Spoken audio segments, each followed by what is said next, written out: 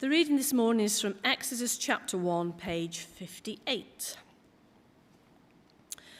These are the names of the sons of Israel who went to Egypt with Jacob, each with his family: Reuben, Simeon, Levi, and Judah; Issachar, Zebulun, and Benjamin; Dan and Naphtali; Gad and Asher. The descendants of Jacob numbered 70 in all. Joseph was already in Egypt. Now Joseph and all his brothers and all that generation died, but the Israelites were fruitful and multiplied greatly and became exceedingly numerous, so that the land was filled with them.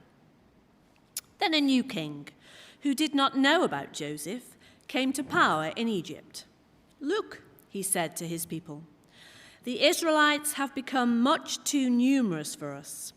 Come, we must deal shrewdly with them, or they will become even more numerous, and if war breaks out, will join our enemies, fight against us, and leave the country."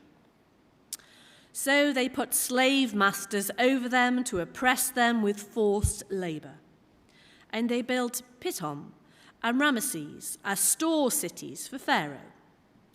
But the more they were oppressed, the more they multiplied and spread. So the Egyptians came to dread the Israelites and worked them ruthlessly. They made their lives bitter with hard labor in brick and mortar and with all kinds of work in the fields. In all their hard labor, the Egyptians used them ruthlessly. The king of Egypt said to the Hebrew midwives, whose names were Shiphrah and Puah, "When you help the Hebrew women in childbirth and observe them on the delivery stool, if it is a boy, kill him. But if it is a girl, let her live." The midwives, however, feared God and did not do what the king of Egypt had told them to do. They let the boys live. Then the king of Egypt summoned the midwives and asked them, "Why have you done this? Why have you let the boys live?"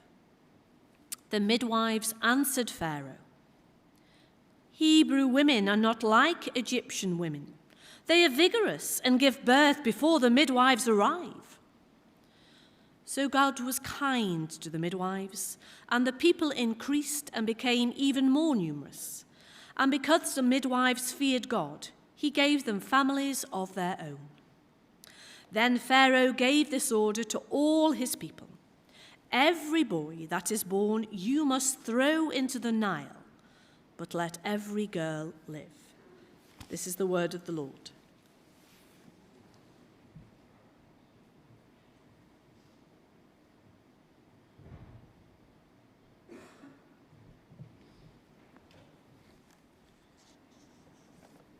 Hey, good morning, everybody. Okay. Hopefully I have everything I need. Just in case, I think we've met quite a lot of you, but in case you don't know who I am, I'm Simeon, and my wife Gemma and our 3 children have been coming here for the last 9 months or so, something like that. We were working as missionaries in West Africa, in Mali, before then. So that's who we are briefly, and feel free to ask us lots more questions about that if you feel the need. Now, hopefully, this is going to work with a PowerPoint this morning. Oh yeah, that's my name. Okay, let's begin with a prayer. May the words of my mouth and the meditation of all our hearts be acceptable in your sight, O Lord, our rock and our Redeemer. Amen. Okay, so we're going to look today at Exodus 1. But just before we do that, I'll just say that as I said, we worked in Mali, and we were working with a particular people group called the Soninke. Now, how many of you can speak any Soninke? Okay, just my wife. There we go.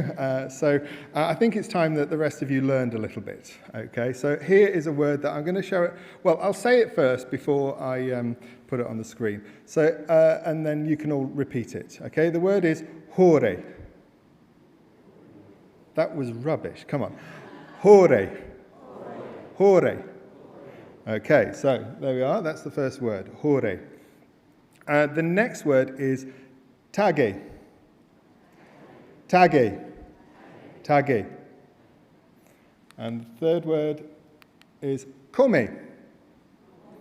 Come. Come. Okay, so we have three Soninke words. Hore, tage, come. I bet you're all wondering, why on earth has he put those up there? Okay, so I'm going to explain now what they mean. The first one is nobleman. On my computer, that was up next to it, but never mind. Okay, so the first word, hore, means nobleman, okay? The nobles in society, okay? The second word is for a blacksmith. Tage means blacksmith. And that's literally what it means, but it can often be referred to all those people who do that sort of manual labour. Okay, and then the third word, come, means slave. Okay, so we have slave. Okay, come means slave. And so you can see here we have three different sectors of society. You have the noble people, you have the labourers, the working people, and then you have the slaves. Okay? And this is because in Soninke society, they actually have these as recognised castes. Now, when we hear the word caste, we often think of India being a society based on a caste system, but it's actually much more widespread than that. And Soninke society is one of several where they do have a caste system. As outsiders, it's quite difficult for us to observe that really clearly, but it is really important for Soninke people. Especially when it comes to deciding who you will marry. It wouldn't be appropriate to marry outside of your caste in their society. So that's something that we have heard that people have to consider. Now, it's not necessarily to do with how much money and how rich people are, because a noble person might actually be very, very poor and have no money, but they're still part of that caste and they're considered the upper class in society.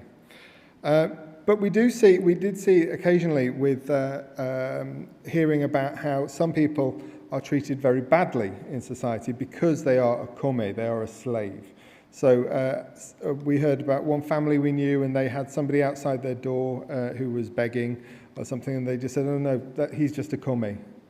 He's not worth anything, really." And that's something that is still visible in the society. As I say, as outsiders, we don't see it all so clearly, but Soninke people who know their own culture, they will see it very, very clearly. So we'll come back to that in a bit with the different. I'll refer back to this again later, but let's have a look at the passage that we are looking at today. So we have Exodus chapter 1, and I'm going to divide this into three sections. So the first one is verses 1 to 7. Now, one thing that it's very important to do in the beginning of this book, and I'll just say that Simon gave us an overview of the whole book of Exodus last week, and it was full of spoilers. So if you don't want to know what happens next, don't pay attention to his sermon. But it's also, before looking at the book of Exodus, it's also important to know about the history of what came before it, to know the context in which this story occurred.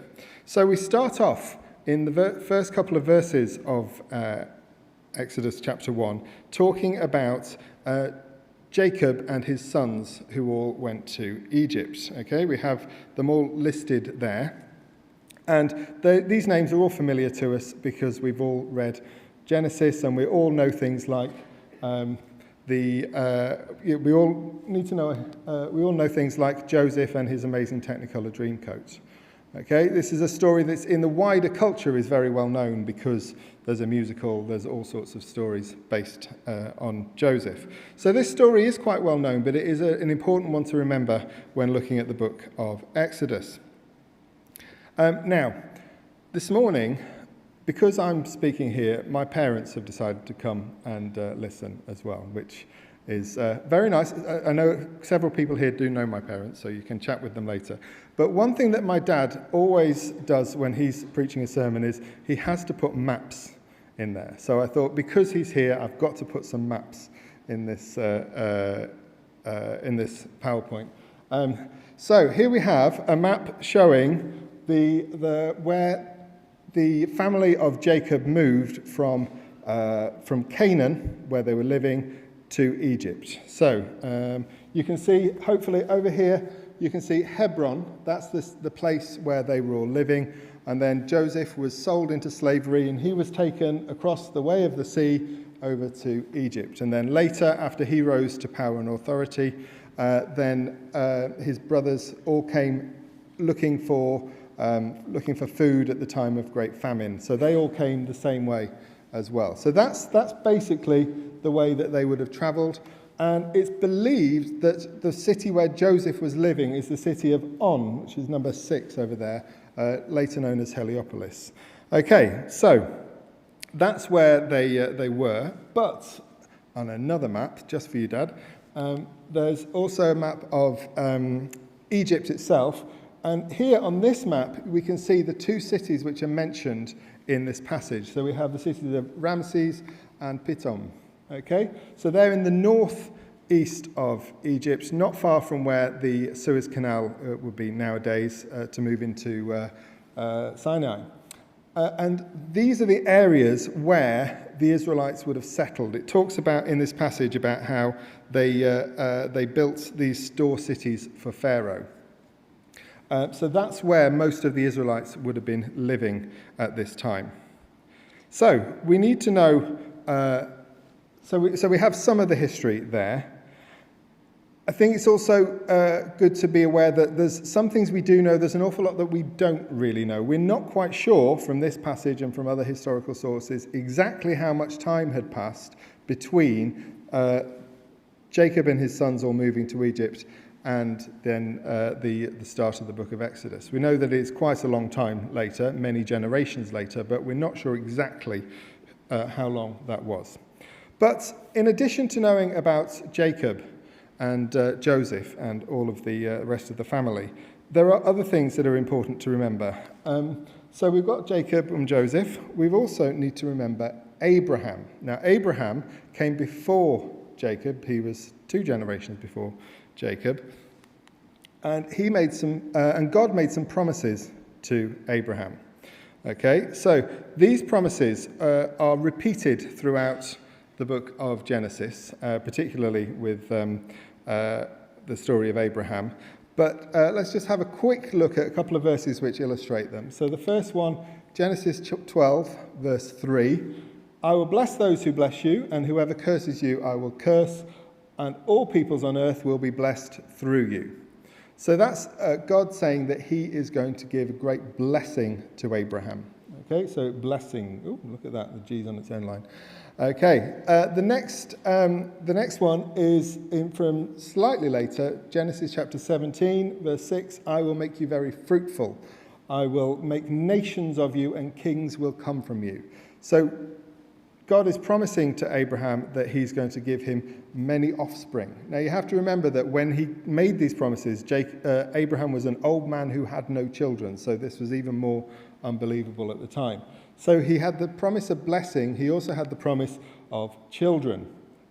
And then we had, the last one is from Genesis chapter 17 again, the whole land of Canaan where you now reside as a foreigner, I will give as an everlasting possession to you and your descendants after you, and I will be their God. So there he's also promising land. Okay, so we have 3 different promises that God has made to Abraham. He's promised to bless Abraham and his family. He's promised to give them many descendants, many children. He's promised to give them the land that they will live in. So I think these 3 things, it's really good to remember that this is the background of everything that happens throughout the whole book of Exodus. So please do keep remembering those things. So the Israelites are now as the beginning of the book of Exodus, they're in Egypt. So promise number 3 here has not come true yet. They are not living in this land that has been promised to them. But they have received many blessings, and they have had many, many children. Okay, from Abraham not being able to have children initially to suddenly having thousands of descendants. Now, there's a couple of times later in the book of Exodus where it talks about how many people were actually among the Israelites at this time, and it comes up to something like 600,000 fighting men. Okay, and if you extrapolate that out, that leads it to being possibly over 2 million people. Okay, we can't be sure exactly how accurate that is, but this is a huge increase in the numbers. So it starts, as it says in verse number 5, it says 70 people at the beginning, and that has now grown to over 2 million people. So the promises have been made, and God has started to fulfill them.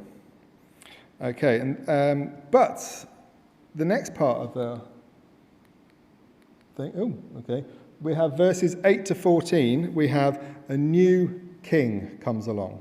Okay?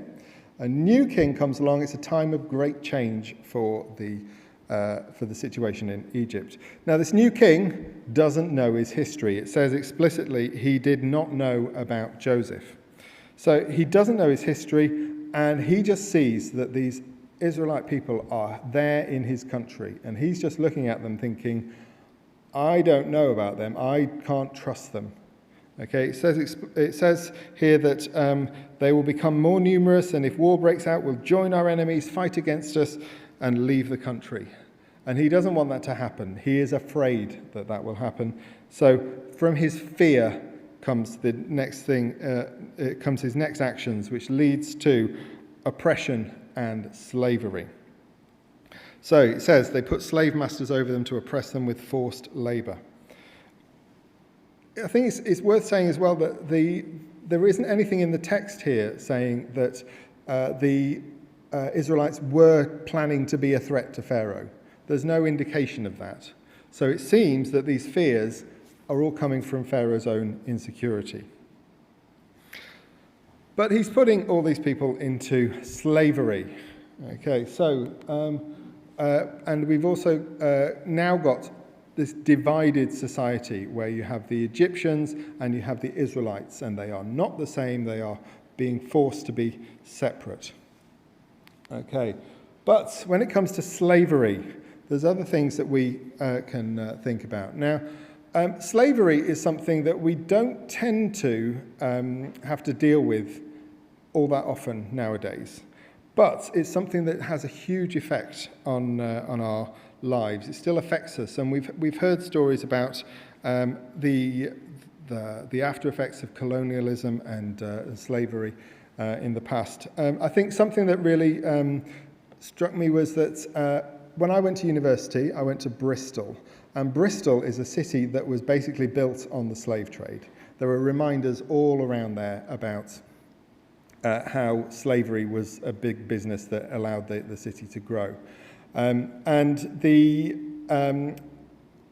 in the news a couple of years ago, following all the Black Lives Matter protests and stuff, there was a big story about the pulling down of the statue of Colston, the slave trader, and throwing it into the harbour. So this is something that the city is having to deal with its own history.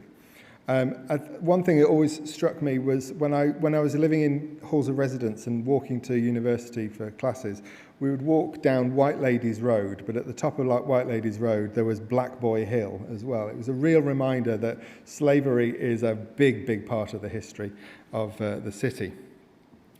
So it's something which we have as part of our own history we have to be aware of. But while we were living in West Africa, one thing that we were able to do occasionally was, in Mali, it was incredibly hot, occasionally 50 degrees and more. So in the height of the hot season, sometimes we would escape. We would go to Senegal, neighbouring country, and we would be by the coast where it was a bit cooler. So that was something that we really appreciated. But one occasion when we were in Dakar, which is the capital of Senegal, we went to visit the Île de Gorée, the Gorée Island, which is just off the coast of Dakar itself. And that is a place where you can visit the Maison des Esclaves, the House of Slaves. This is the place where a whole load of slaves were sent as their last point before they were sent off to Europe or to the Americas as slaves. So here's a picture of it here. So it doesn't look particularly appealing, and you can walk around it and see all these cells where people were being kept. And actually, if you look above each cell, or maybe on the floor in front of it, it's got little signs, and you can see who was being kept in there, and people are chosen to be in different cells according to their age and their strength, basically. So they're not being respected as human beings, they're just being classed by their physical characteristics. They're just being put into these horrible slaves. And there's a place at the end of one corridor called La Porte de Non-Retour, the door of no return.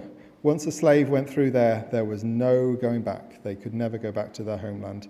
They would be off on a ship and sent off to the Americas or to wherever. And that's something that we were able to visit and to look around. And you can see that there's, within the gardens of the place there is that statue, which is a memorial to all those who were sold as slaves. And it's something that, it's a very clear reminder that this is all part of our collective history.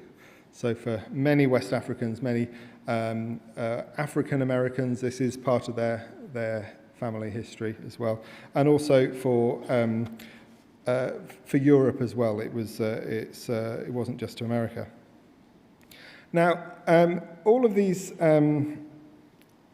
things with so we've got slavery as part of what's of our own history, but we also, as I mentioned before, we can talk about how slavery is in certain societies today.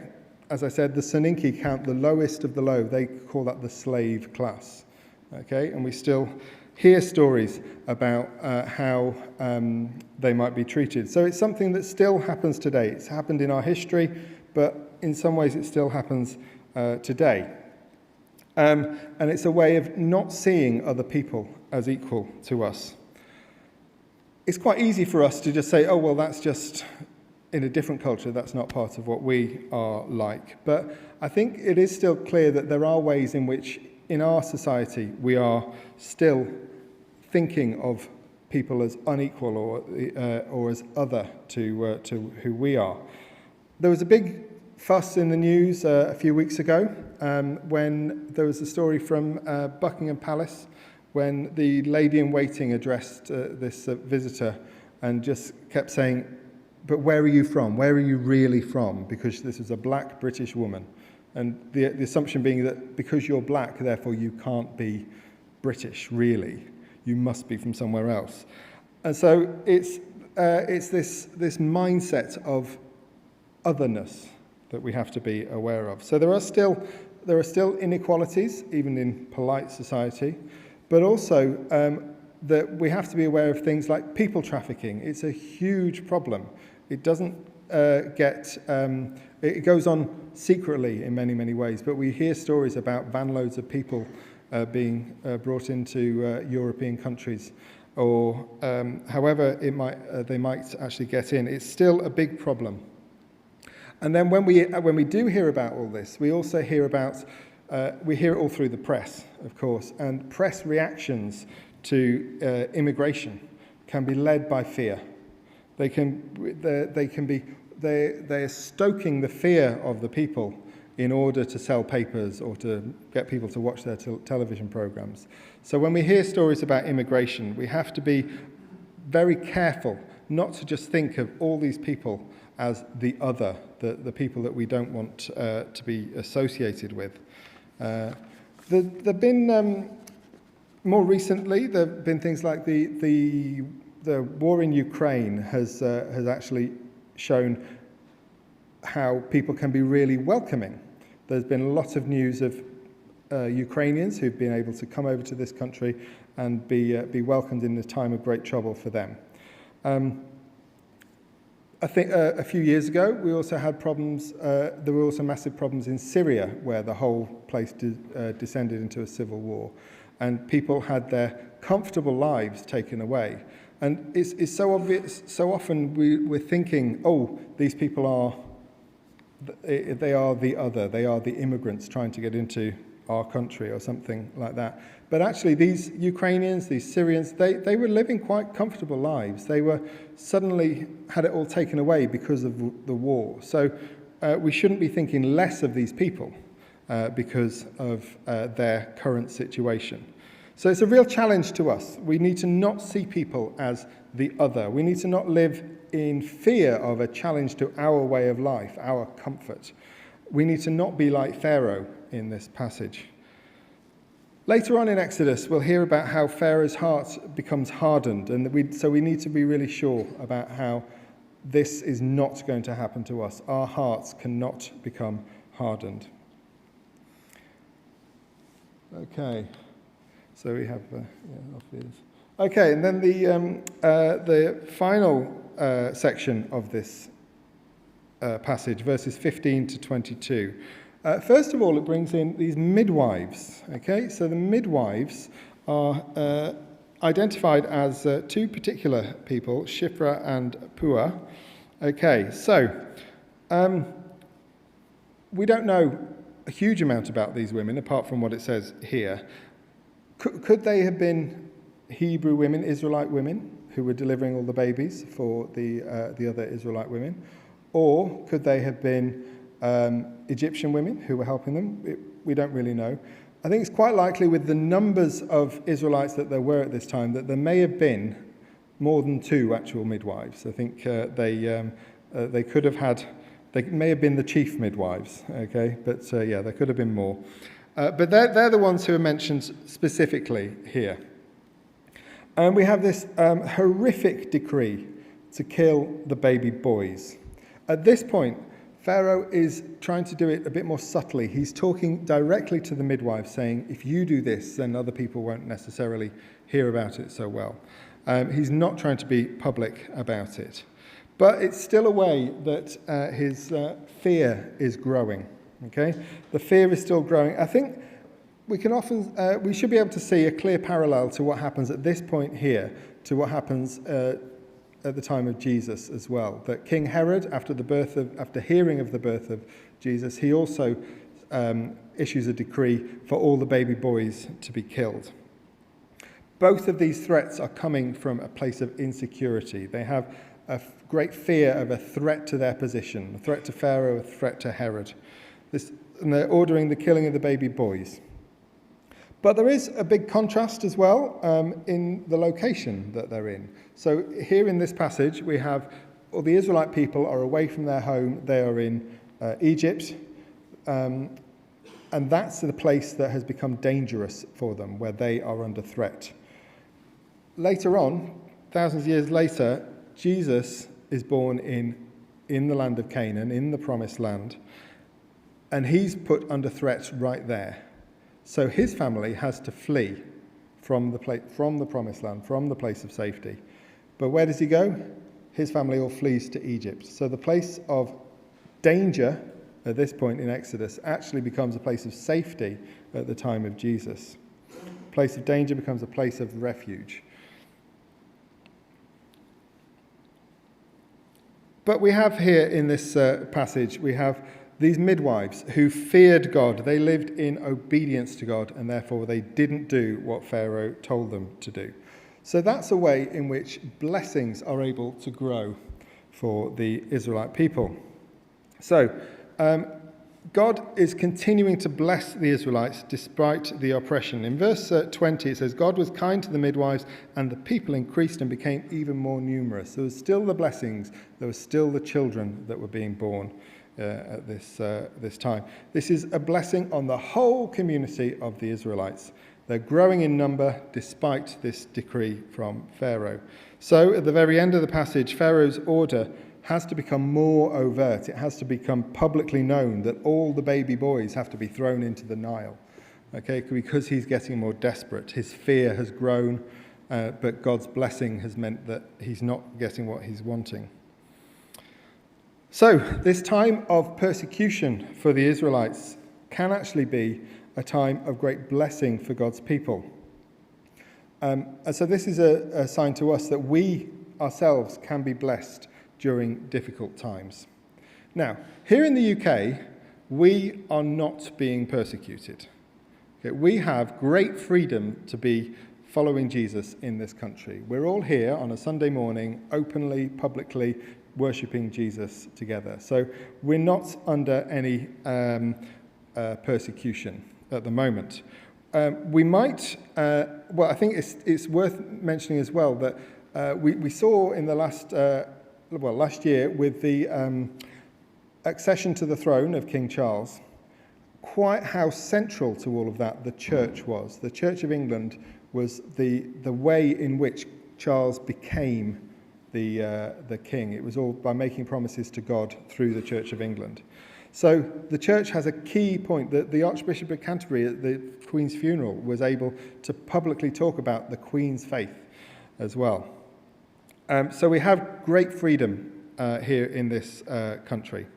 Now, at the same time, we might find ourselves at odds with the culture that we're in, which is to be expected. We are called to live in the world and not be of the world. So we're going to be different and we're going to have opposition at certain times. So when we have differences of opinion, when we have a completely different worldview to people around us, that's to be expected. But we shouldn't try to say that that is the same as those who are facing real persecution. There is real suffering for those who follow Jesus in other countries. In many strongly Islamic countries, if you choose to follow Jesus instead of following the teachings of Muhammad, then you can be put to death. That's not something that we ever have to deal with at all.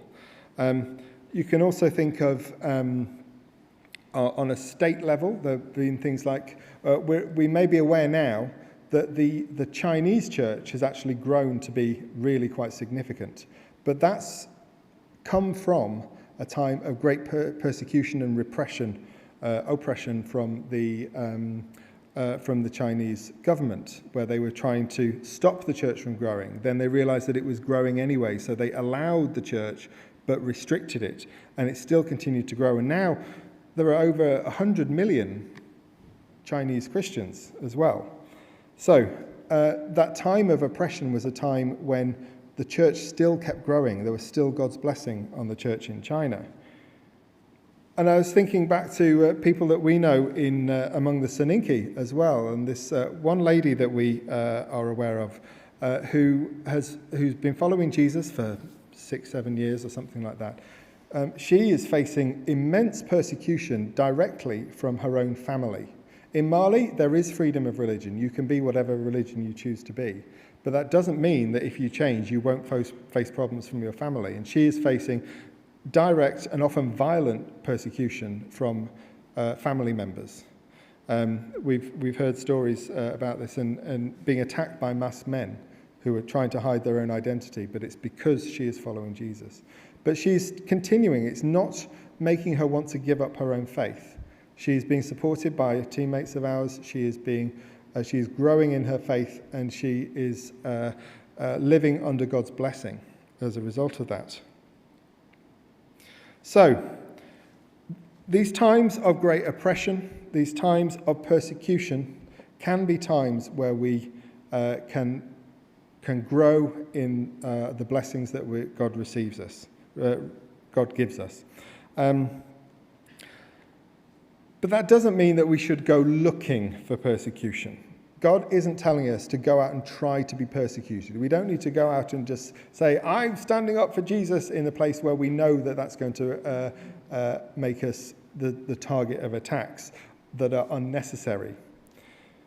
But we can understand that when persecution comes, when difficulties come, when arguments between different family members or friendship groups, when these times come, God can still bless us.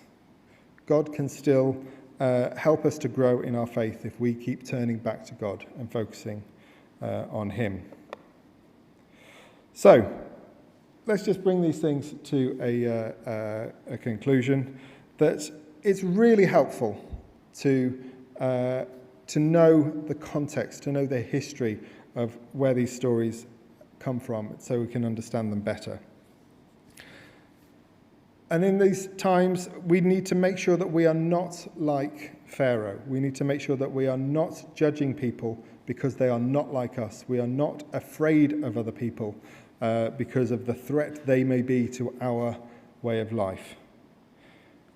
But when we're on the other side of it, when we're facing any opposition or oppression or persecution, we can remember that God will continue to bless us if we keep clinging to him. So let's pray. Father God, we thank you for this passage in Exodus chapter 1. We thank you for the lessons that we can learn from it. We thank you that it's important to know the history, that it helps us to understand the context in which these stories occur and how all these different Bible stories fit together so well. We thank you for the promises that you made to Abraham, that you would give him land, you would give him children, and you would give him and his family blessing. And we just want to thank you for the way that you blessed the Israelites during this time of oppression and persecution and forced slavery. We just want to pray that we will not be like the Pharaoh. We will not be like King Herod in the New Testament either, that we will not view other people as a threat to us, and that we will see others as human and treat them fairly. And we just thank you that when we face difficulties, that you will still bless us. In Jesus' name, amen.